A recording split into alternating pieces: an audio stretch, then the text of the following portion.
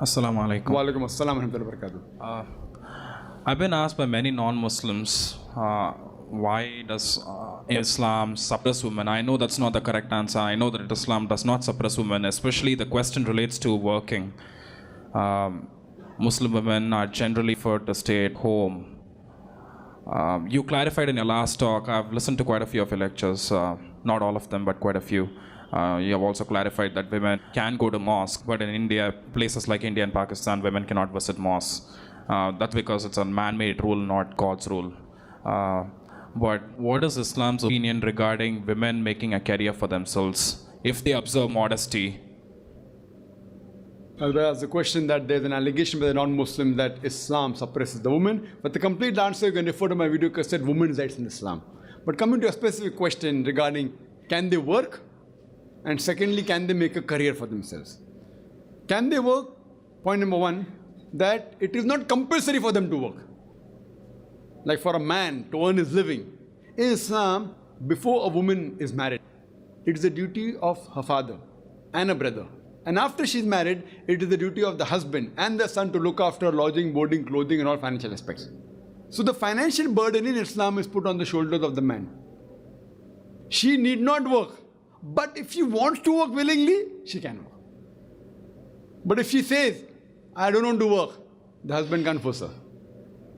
Men and women are equal in Islam, but equality doesn't mean identicality. Tomorrow a man says, I want to give birth to a child, I want to conceive. Well, you cannot conceive. Right? I want to conceive. No, you cannot conceive. Certain things are optional. Certain things haram, certain things fard, compulsory, certain things preferable. So it depends. So similarly, depending upon the physiological makeup, the biological makeup, the roles of male and female are different. So the financial burden is put on the shoulders of the men. But yet the women can work if they want to work.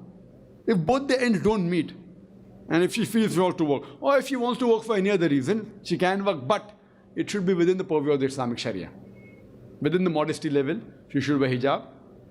Fine, there should be segregation of the sexes, not intermingling of the sexes. Segregation, you want to know what segregation of sexes? For example, you can't have that a lady wants to become a secretary of the boss, and the boss is sitting in a closed room, in the cabin, and dictating, and the secretary is typing. Our beloved Prophet said, if man and woman are alone, mahram, foreign men and women are alone in a room, the third person is the devil. And that's the reason we read in the newspaper. What happens many a time? What happens with the boss and the secretary?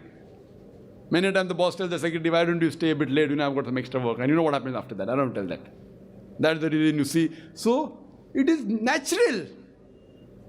If you're alone in the room once, twice, thrice, whether the secretary is beautiful or not. So therefore, Islam says segregation of sexes. Segregation of sexes, brother.